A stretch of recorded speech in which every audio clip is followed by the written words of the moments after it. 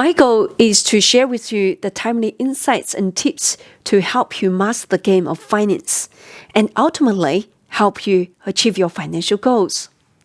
Hi, my name is Connie from Prosperity Finance. Thank you for watching our program. Now, over the last year, we've been asked a lot about property development loan. Now, that's not normal because it used to be asked by property developers, but now we've been asked by all kind of people with all kind of background, including people who had never owned a property before. So that's very interesting. You can see, it generates a lot of interest. However, from my observation, there's only a very small percentage of these ideas actually become a real projects. Also, I have a personal experience. I purchased a investment property many years ago. I'm going to demolish that property and build my new home on the site.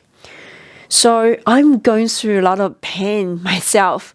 So I'm going to share with you from both my observation about my clients' projects as well as my personal experience, let you know what's happening in the property development market at the moment. What are the challenges?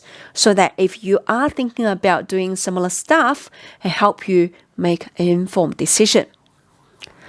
So I think I can summarize the challenges into 4 points. The first challenge is the direct cost going up. I'm talking about the building materials and labor shortage. Now, the increase, we all know the timber have increased in cost. But to be honest, until I start my own project, I couldn't believe how much it increased. And there's no sign of stopping. So I'm talking about 30-40% increase in costs, and it will keep going up. So if you are still in the early stage, you are still doing the drawings or consent, I really don't know what the cost is going to be by the time you're ready to start your projects.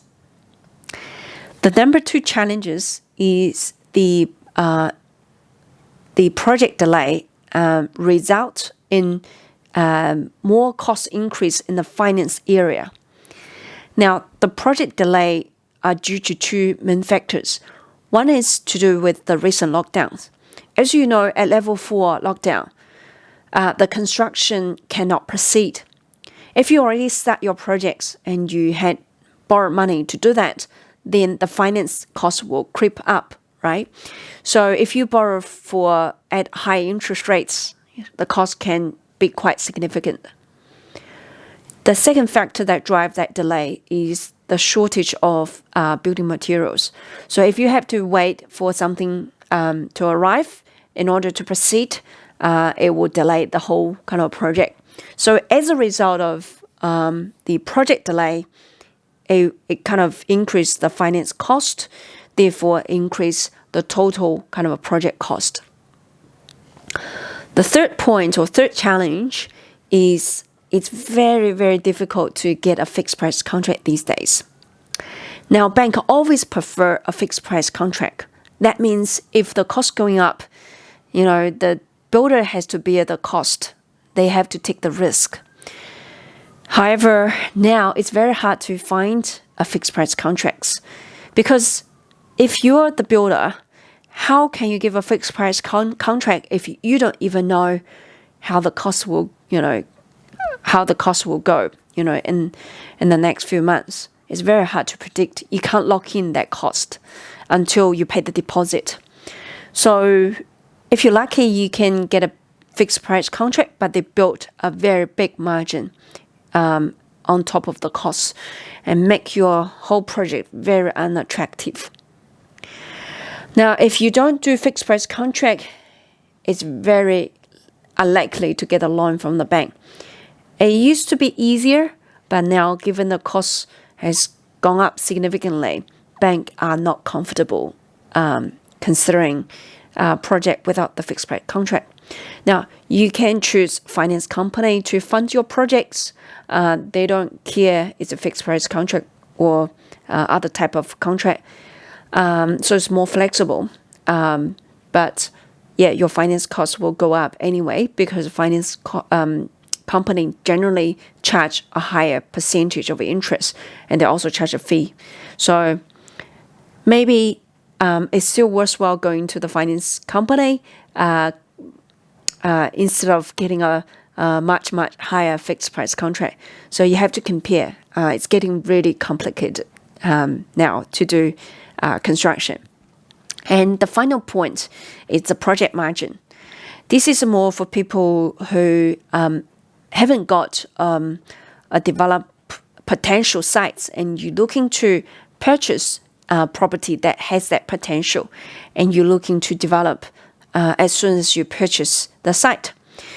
So because the house price is very expensive now, especially for the large site that has a development potential, if you add up the land cost and the building cost, it just make it not feasible to proceed. Now, just rule of thumb, you probably kind of have to have a minimum kind of a project margin of 20% as a minimum return, because if you don't get that return, then once you start the construction, there might be some costs that you haven't budgeted yet.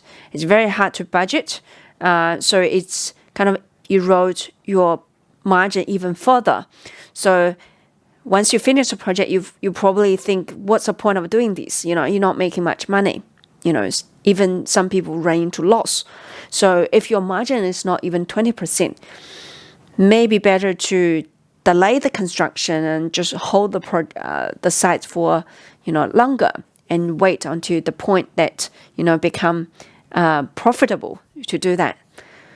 Yeah, so at the moment, I'm seeing these 4 big challenges that stop a lot of people from the idea stage to the implementation stage. Now, for my own project, anyway, I'm going to proceed because it's a personal thing. You can't really think about it all from number perspective. Okay, we have the needs to do that. So I will proceed. But if you are going to do it as a business, as an investment property, or as a developer, you probably want to recalculate your cost again by taking into account these factors. So yeah, I hope this content is helpful. If you or your family, friends looking to develop the property, maybe let them to watch this video first and then make a good decision after watching. Okay, thank you so much. And by the way, I'm going to do a topic about a good initiative from the ANZ for people who are going to build up to 4 properties. There's some good deals there. So yeah, just keep your eye for this. If you're looking to proceed with development loan, this could be for you. Okay, I'll see you next time. Thank you. Bye-bye.